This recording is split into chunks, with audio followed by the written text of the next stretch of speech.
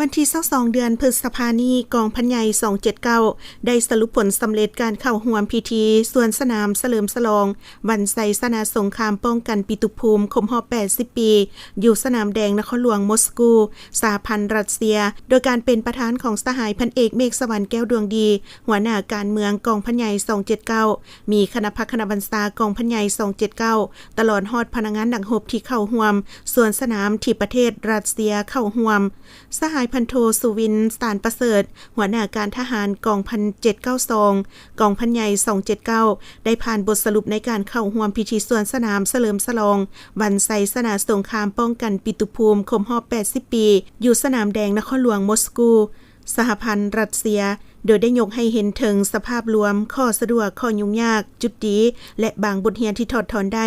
คณะพักคณะบัญชากรมกองได้เสื่อมซึมคำสั่งของคันเทิงแล้วได้พร้อมกันเป็นเอกภาพในคณะแบ่งความรับผิดชอบละเอียดปฏิบัติตามแผนการคัดเลือกเอาบุคลากรผู้ที่มีสุขภาพแข็งแรงมีความรับผิดชอบสูงมีไหวพริบคล่องแคล่วพร้อมทั้งได้ถือเอาการศึกษาอบรมการเมืองนำพาแนวคิดให้พนักงานสมาชิกพรรคนักรบผู้ที่เข้าร่วมสวนสนามครั้งนี้เห็นได้ถึงความหมายความสำคัญในการปฏิบัติหน้าที่อันใหญ่หลวงและนักหน่วงแต่มีเกียรติสง่าที่ภาครัฐมอบหมายให้ได้มีผลสำเร็จนำเอาไสยสนาเกียรติศักดิ์ศรีมาสู่กรมกองและประเทศชาติพนักงานดังรบทุกสหายรักษาได้ความสามัคคีเป็นจิตหนึ่งใจเดียวตั้งหน้าพร้อมเพียงกันประกอบส่วนเข้าร่วมงานเฉลิมฉลองวันไสยสนาสงครามป้องกันปิตุภูมิครบรอบ80ปีในครั้งนี้อย่างตั้งหน้าเป็นขบวนการฟดฟื้นมีความห้าวหันเข้มแข็งและมีความกระตือรือร้นมีความรับผิดชอบสูงต่อหน้าที่เวียกงานของตนพร้อมกันฮัดแอบตามแผนการของคันเทิง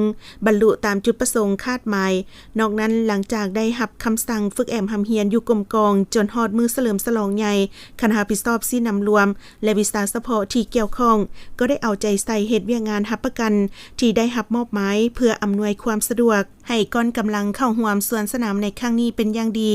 และในเวลาที่ไปฝึกแอมหำเฮียนอยู่สหพันธ์รัสเซียกองกำลังสวนสนามของกรมกองก็รักษาได้ด้านระเบียบวินัยของกองทัพเว้ารวมว่าเฉพาะแม่นข้อกำหนดกฎระเบียบของกองพันใหญ่279วางออกอย่างเข้มงวดพร้อมกันนั้นยังได้เข้าร่วมกิจกรรมหัดแน่นความสามัคคีกับกำลังกองทัพบรรดาประเทศต่างๆพิเศษแม่นก้อนกำลังไอ้น้องเวียดนามสาธารณรัฐประชาชนจีนได้มีบรรยากาศเบิกบานม่วนซื่นและพร้อมเพียงเฮียงหน้ากันเป็นเอกภาพสุมใส่เฮ็ดสำเร็จหน้าที่การจะตั้งคันเทิงมอบหมายให้โอกาสนี้สหายพันเอกเมฆสวรรค์แก้วดวงดีได้แสดงความย่อมเยาสมเสยต่อคณะรับผิดชอบก้อนกำลังสวนสนามตลอดฮอดพนักงานนักรบทุกสหาย